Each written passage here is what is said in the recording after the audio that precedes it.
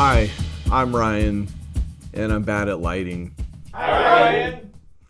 So I've made up for it by buying cameras that are typically low light monsters. I shoot on an A7S III over there, and by just not doing it. And I don't think I'm really gonna blow anybody's mind here, but this is a pretty DIY operation over here, and this is typically where all the light's coming from on my face.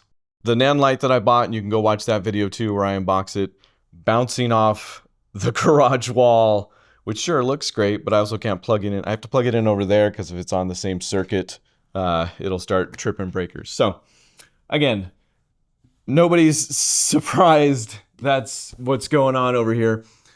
But I'll tell you what I miss, because at one point I did have a light kit, a newer, which I think does better than it did when I bought the kit. It was never great, again, coming from somebody that didn't even know how to use that. And got rid of it, but with it got rid of like the only two stands that I had besides my tripods that aren't stands.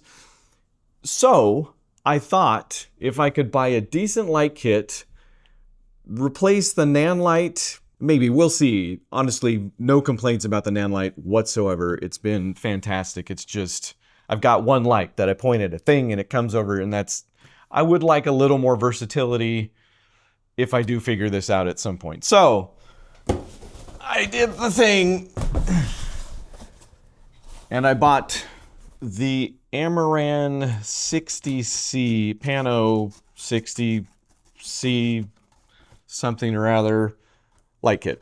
So I'm gonna open it all the way up and then see if I can figure out how to get something similar to what I've already got and have a couple stands when all is said and done that I can use for, like, I actually have a monitor on the completely useless overhead shot at this moment that I would love to actually have on a, again, assuming that I also don't need to use both lights all of the time, and I end up with a spare stand. Good gosh. Okay. Suppose I could have taken it out of the B&H box first. But again, you're not coming to these because of the great perspectives that I bring to unboxing a device. You come to these because I have a very specific use case in my very specific little garage here. I got some new tech. You're happy for me. That's what we're doing. My gosh, this is the Neewer kit. If I could show it to you, I sold it. Somebody still wanted it on Facebook Marketplace, at least. So it's living its life, but it just was not. This is so sturdy. This is like, I expected this to be something of a soft case. This is a hard case and then some. By the way, 50 bucks off on B&H, maybe still by the time this video goes out. That's why I also pulled the trigger finally. I'd had my eye on it for some time. This would be the time for the overhead shot. Stickers, warranty information, content diagram, paperwork.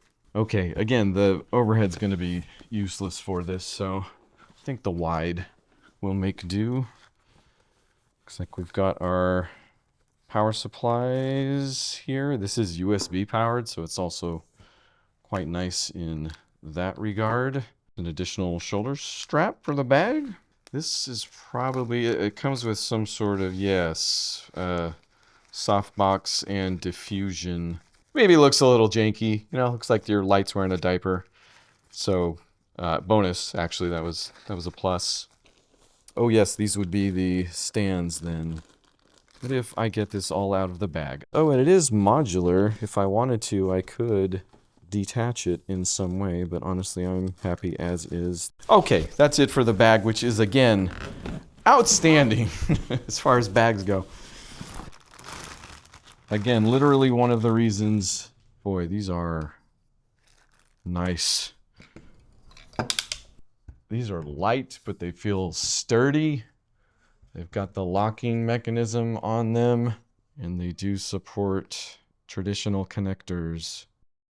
Wonderful. So I could connect my external monitor to this right now if I wanted to.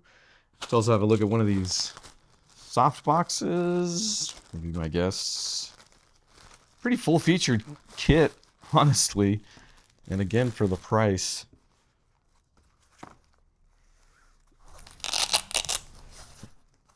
The build quality really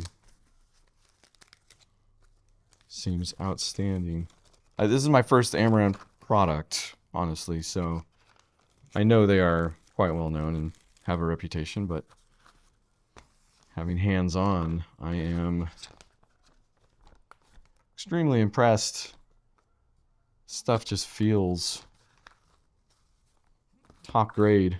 And the light, right, yes, okay, so we're just gonna tear into this. I did go with the white. I had that option to get the white ZVE1, and I went with the black and kind of regretted it, so I figured this time, let's go all the way. Not that heavy, but again, solid. So with this system that they came up with, that again, I don't, what's the Amaran Ace Lock Quick Release Mount. Ace Lock. So let's see how the connection feels.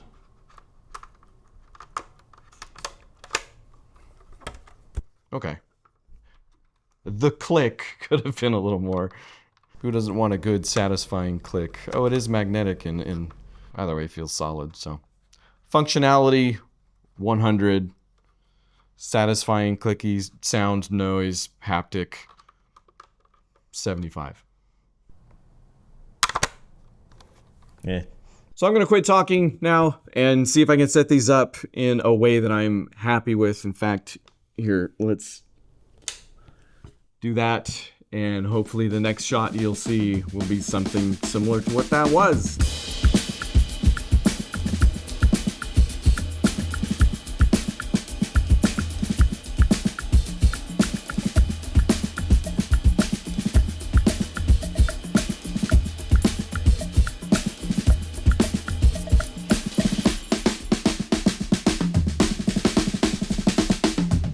So this is with just one of the panels pointed exactly like the Nanlite was at 100%. Obviously not all the way there yet. Kind of makes me wish, again, for my very specific use case in this exact location, that there was some modularity to them. Like I could just pop the second panel on top of it and it would deliver power to it, and I would probably be there. But again, I'm using the A7S III, so if I just dial up the exposure, or ISO rather, did I mention I have no idea what I'm doing?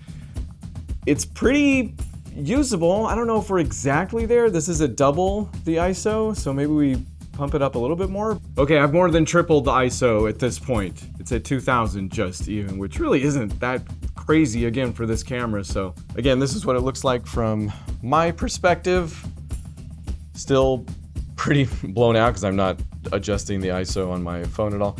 The cord is not as long as the Nanlite.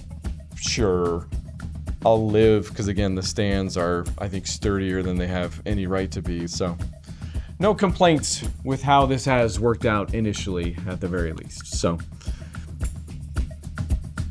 success.